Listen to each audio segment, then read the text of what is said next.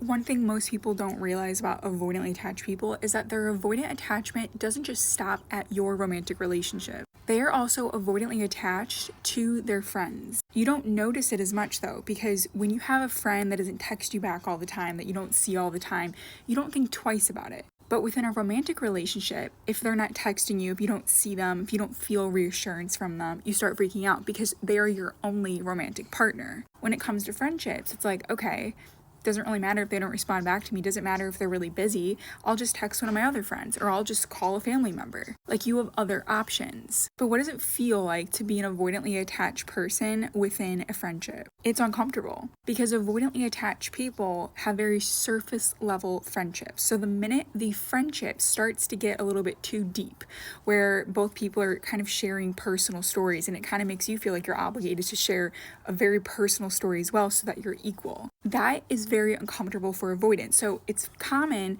to find avoidantly attached people within their friendships. They find friends that enjoy doing activities together. Like, that is the thing they have in common, activities. So maybe like playing video games, maybe going on bike rides, maybe going to the gym. It's like you have a friend that you enjoy doing a specific activity with, and therefore when you hang out, there's no like stress or threat that you're going to start getting personal and start sharing all these family stories and like life problems and just emotions. No, like, you are focused on the activity at hand, especially activities that you really don't have to talk a lot. And if it is a talking activity, it could be more like competitive sports talk. So to an avoidantly attached person, it could feel like, yeah, I have friends. Yeah, I have connections. But all of those connections are so surface level, just like their romantic relationships. But the thing is, with the friendship, they do the same exact thing that they do to you within romantic relationships. So they'll find a new friend, feel really good about it. They're excited they can finally connect with someone. They're excited they can finally go to the gym, play some basketball with this person. And then all of a sudden, that person starts to open up a little bit too much. Maybe they're sharing a breakup story. Maybe they're sharing some troubles at work, and they're just really letting out a lot of emotions. When that starts to happen, the avoidantly attached person does not want to hang out with that person anymore. They don't want to play basketball with them because now they feel like they're getting too intimate, too deep, too close, too personal, too vulnerable. It's just like, I don't like this anymore. And it's easy to find another friend, easy to find another connection. So they kind of just don't text them to say, hey, you want to play basketball? They just drop that. They don't send any text at all. And when they pull back, when they stop texting them, when they stop seeing them during basketball or like inviting them to basketball, they start to feel safe again. They start to feel like they're in control again, like everything's okay again. But then there's a day where they go to the gym and they're like, dang, I wish I was with my friend that liked to play basketball. It's kind of sad playing basketball all by yourself. And so in that moment, when the avoidant starts to feel somewhat lonely, somewhat sad, and just kind of seeking connection, seeking someone that can do basketball with them or whatever the activity is, they decide to reach back out to their friend and be like, hey, listen, want to play basketball? It's been a while. And they don't have to explain themselves. And the person on the other side, the friend, doesn't have to be like, why haven't you texted me? Like, what's wrong with you? None of that. There's no jealousy. There's no threat. There's none of it because it's a friendship. It's totally different than a romantic relationship. So you get away with it. And the interesting thing is, you guys, if you're the type of person that receives a text and just is so overwhelmed, doesn't know how to respond to your friend, or your friend asks you to like hang out and you're like, oh, I'll just respond to that later, and you only see some of your friends like once a month, maybe you have some of those avoidant tendencies towards your friendships. This is something I realized about myself, and I was like, wow, I'm really acting like an avoidant to my friends. Like, I'm a terrible texter. I really don't hang out with anyone. And I got to a point where I was so isolated. I had like practically no friends, especially after moving.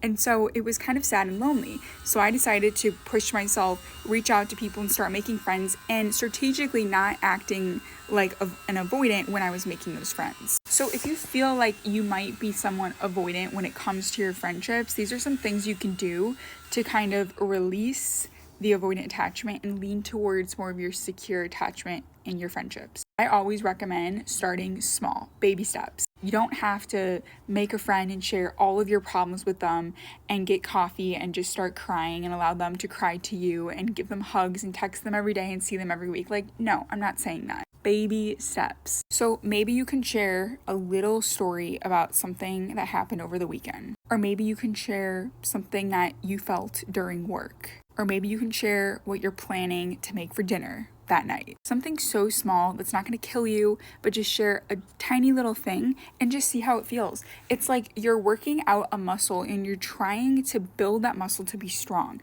So it doesn't just become a strong muscle overnight. You have to work it out. Does that make sense? My next tip is a mindset shift. So when you're constantly thinking like, this is just the way I am, I don't have a lot of friends, I like it that way. When you start saying those things, you are like confirming your identity that you are an avoidant when it comes to friendships, okay? And honestly, I feel like it's very trendy these days to say that, like, I don't have any friends and it's a really good thing. It's not. Having connections and being with people can really make you feel happy and satisfied and fulfilled and just make life more vibrant. So it's not something to like flaunt or be excited about, okay? And if that's where you're at, it's okay.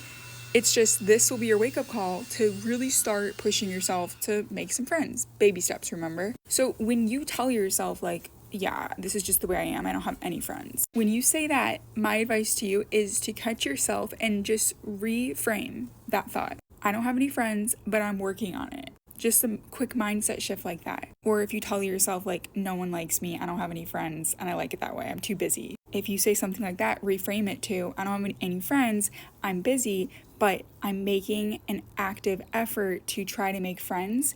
And even though I'm busy, I'm carving out a certain amount of time each month to make it happen. And then this leads me to my last tip. The best thing to do is try to make like a little personal goal for yourself. So if you can like hold yourself accountable to trying to make one friend a month or one friend a quarter, like whatever your goal is, that way you know you're working towards something, not just like mindlessly telling yourself, oh, I'm working towards it, but you're not doing anything.